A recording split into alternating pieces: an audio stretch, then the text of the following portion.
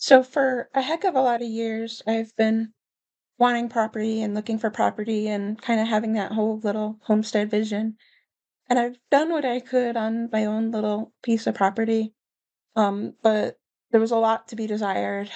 I put in offers on a few other pieces of property and nothing ever worked out, and I was kind of losing all hope.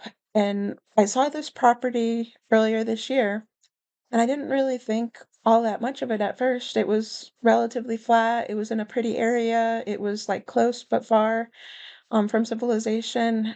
It just had a lot of really nice things, but I kept expecting that it wasn't gonna go through, and it somehow managed to actually happen.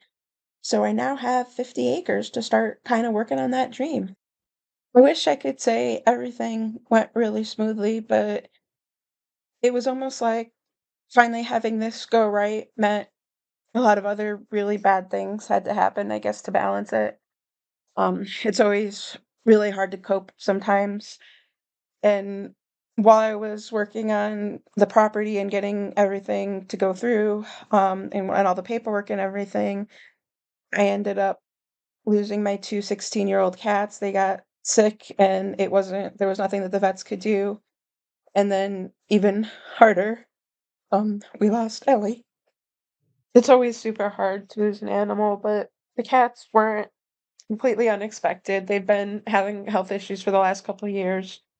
And then the first we always kinda knew that they'd go together, they did everything together. And when the first we lost the first one, and then a few days later, the other one had decided it was time too.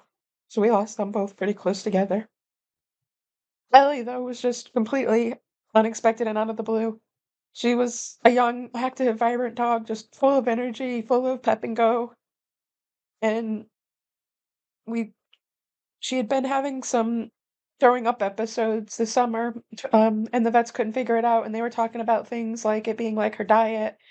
I kept pushing them to try to get them to scope her, because it just seemed like it was getting worse and that there might be something underlying, and they finally actually scoped her the day that we closed on the property, and the biopsies from the scope came back as a super aggressive cancer, and she decided it was time about a week later. A big part of this property was just Ellie just absolutely loved to run, and a big part of getting this was just being able to imagine her running across the big field, and so we have, like, a 10-acre field and, like, about 40 acres of woods, and it was nice that we closed, and that was she was still relatively okay, and so she got to see the property and explore it with me for the first time, and she got to spend at least a few times up there before we lost her, so getting the property has been very, very bittersweet. I mean, it's been something I've been dreaming of for so many years, but it just I just can't believe how much and losing these guys was not the only bad things that have been happening. So it's just been one thing after another. And so it's just kind of really, really bittersweet. Now the property needs a lot of work. When I first looked at it, they'd had the field mowed down and they'd had like they had a nice little like walking path through the woods. It's when I by the time I closed on it and we were back up there, it's the everything's kind of overgrown and it's gonna need a lot of TLC. Um, but hopefully we're up for the task. I'm really hoping to kind of do like the homestead and then being able to have a place for the dogs to train and do their search and rescue work and we'll see what else kind of the future brings.